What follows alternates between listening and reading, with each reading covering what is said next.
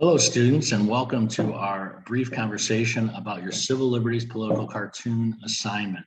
So this is a really fun assignment because you get to just research some political cartoons that deal with civil liberties, and you'll find that as you're finding one that you want to write about, it gets pretty interesting. Some cartoons are more involved than others. Some can get really detailed about the symbols they use. And I just find it fascinating because cartoons tie back to a variety of issues throughout history. Political cartoons are nothing new. They're a great way for authors to discuss issues of the day very briefly, right? Individuals can look at those cartoons, look at the symbolism and understand what the author is trying to convey and say, okay, well, this is the issue that it relates to. This is what the author is trying to say about it.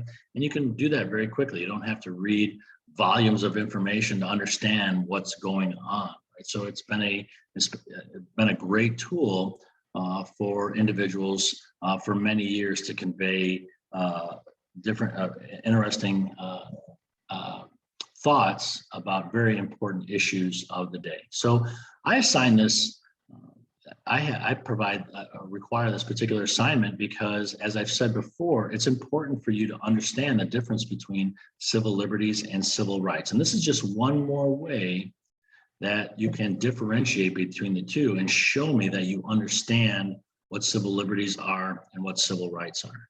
Okay, what I've had students, when students get a not so great grade on this assignment, it's typically because they've done one of two things. And the first is they make a mistake and they find a civil rights political cartoon.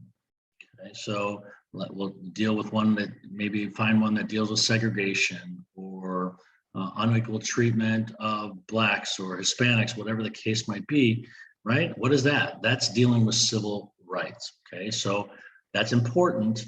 But what I want you to understand is this concept of civil liberties and what does that mean? So I want you to find a civil liberties political cartoon. So students write on civil rights, that'll get you a bad grade every time, okay? Because that's not the requirement. That's not what the assignment calls for. The second mistake students make is they write about a general political issue, right? Just because it's a political cartoon doesn't mean it deals with civil liberties, right? There's a lot of political cartoons out there that have nothing to do with civil liberties, right? They're just talking about a particular issue of the day. So make sure that you're not just picking out a generic political cartoon or one that deals with civil rights, right? You want to make sure you deal with a cartoon that addresses civil liberties. And how do we do that? If you can tie, right, this is a tip, a very good tip. If you can tie that political cartoon clearly back to the Bill of Rights, right, the Bill of Limits, then more than likely you're discussing civil liberties. And if you're talking about something that relates to unreasonable search and seizure, right, you're discussing civil liberties. If you're talking about a political cartoon that deals with freedom of the press or freedom of speech, freedom of assembly, right to a fair trial, these are all, right, you can tie them back to the Bill of Limits and the US Constitution.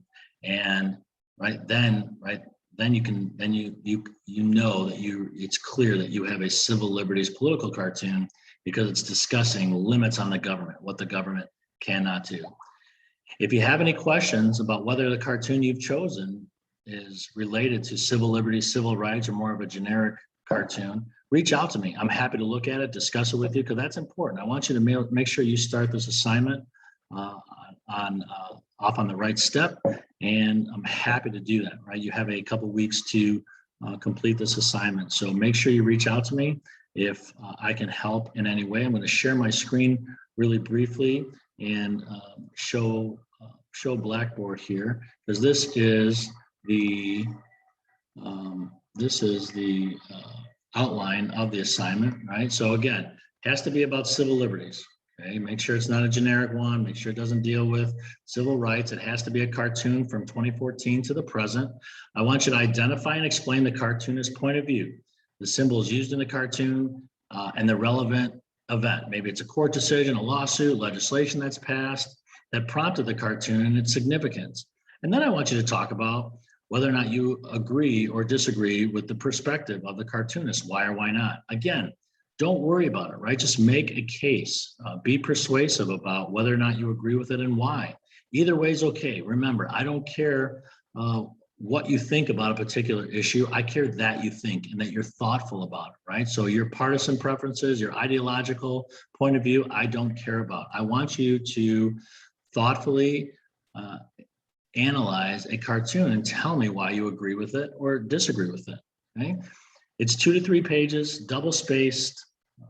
You're right. It's not really that long to include all that information. It's important that you're concise, you're direct, right? I want you to get all of these components of the assignment in, and I don't want you to get down to the edge, the end of 2 or 3 pages and just stop writing or just sign off with a very bland last sentence or last paragraph because you've run out of space, right? From the beginning, write clearly, concisely, so that you can get all of these components of the assignment in.